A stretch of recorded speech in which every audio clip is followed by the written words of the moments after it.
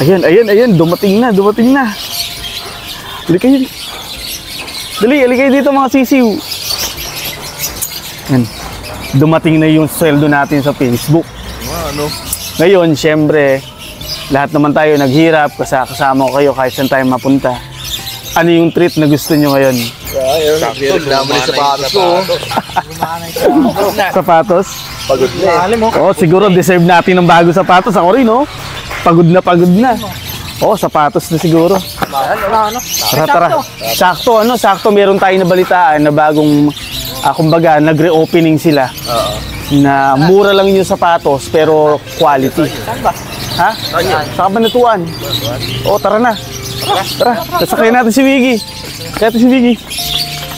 Yun, laban na, panibagong araw, panibagong biyaya. Ngayong araw nga ay excited na mga sisiw dahil sa wakas ay magkakaroon na sila ng bagong sapatos. Kaya naman, agad-agad na kaming sumakay kay Wiggy at pumunta na kami dito sa Tricycle Capital of the Philippines. Kung mapapansin nyo nga ay nandito kami ngayon sa barangay ng Kapitan Pepe. Nadaanan na nga namin ang gasolinahan ng Petron at meron ditong kanto pa kanan. At dito mababasa mo ang signage ng Shoe Casa. Dire-diretsuhin mo nga lang ito at sa bandang kanan ay makikita mo na ang tindahan ng murang sapatos. Matatandaan na nanggaling na kami dati dito. Ngayon, napakalaki na ng pagbabago. Dahil ngayon ay mas pinaayos, mas pinaganda at mas pinaluwang ang kanilang pwesto. Halina kayo mga kababayan, samahan nyo kaming pumasok dito sa loob ng Shoe Casa Footwear. Welcome to Shoe Casa! Laban na!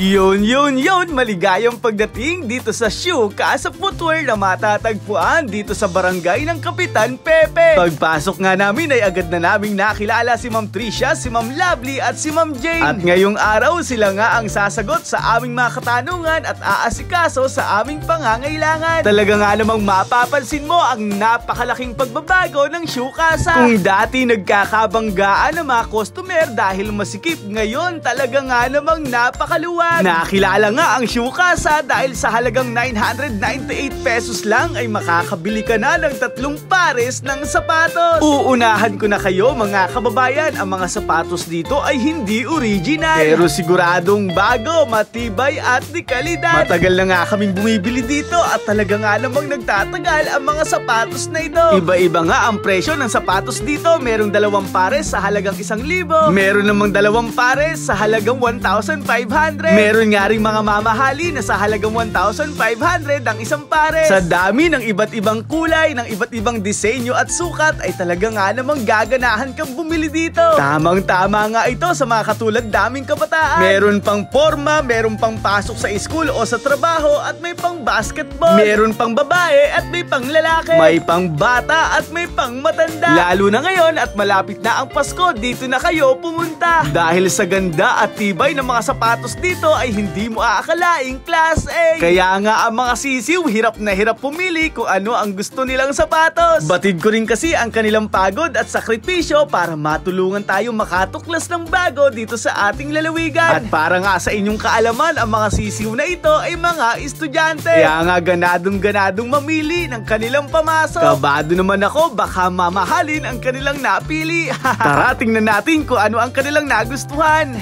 So yun mga kababayan, meron po pala tayong Kobe dito, nagkakalaga lang ng 550 pesos.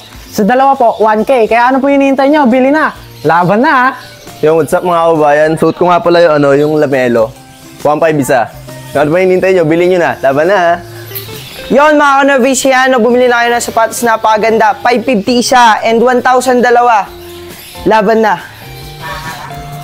So ayan mga kababayan, bumili na kayo ng sapatos, napakaganda at napaka-quality. Sa halagang 800 at makakabili ka na ng 1.5 dalawa. So ayun, laban na. Yon, what's up mga ka-idol? Mahilig ba kayo sa sapatos? Ito sa halagang 550 isa. Pero pag dalawa binili nyo, 1,000 na lang. Laban na! Yo, Nax naman! Baka sa kanilang mga mukha ang kaligayahan dahil may bago na silang sapatos. O diba mga kababayan, sino ang mag-aakala na yan ay hindi original? Para nga pala sa inyong kaalaman mga kababayan, hindi lang sapatos ang itinitinda dito sa Shoe Casa. Meron nga rin sila dito mga damit, may short, may jacket, may bag. Katulad nga nitong Shein. Malaya nga kayong makakapag-ikot at makakatingin-tingin ng mga produkto rito. Kaya ikaw kababayan, pag napanood mo ang video ito, ibahagi ibahagi mo na sa iba nating kababayan. Deserve nilang malaman ang good news na ito. I-share mo na ang video ito o itag mo sa comment section ang gusto mo makasamang tumingin ng magagandang sapatos. Dahil panigurado, hindi ka magsisisi sa nabili mo. Bukod sa mura na ang presyo ay pangmatagalan pa. Nga pala mga kababayan, alam nyo ba na ang may-ari nito ay may sariling produkto ng pabango at sabon? Meron nga silang Chansuk Kojic Soap at Chansuk Luxury Perfume. Bukod nga dyan ay meron din silang sariling produkto na body scrub, whitening cream. At yan ay available nga sa kanilang iba't ibang online store. Kaya kayo mga kababayan, ano pa ang hinihintay nyo? Punta na kayo dito sa Shoe Casa. Araw-araw nga silang bukas dito mula alas 8 ng umaga hanggang alas 8 ng gabi. Katulad ng palagi naming sinasabi, suportahan at tangkilikin natin ang hanap buhay ng ating kababayan. Ito pong muli si SK Philip, isang proud probinsyano at isang proud Novo Ecijano mula sa bayan ng Laur. Talaga nga namang masasaya at ganado ngayon ang mga sisim. Ang ngalan ni Pendong, ni Goten, ni Mudjako, Elias at Migol. Kami po ay taos-pusong nagpapasalamat sa inyong walang sawang suporta at pagtangkilik. Maraming salamat sa panonood at pagsama. Hanggang sa muli, paalam, ingat, and God bless. Laban na.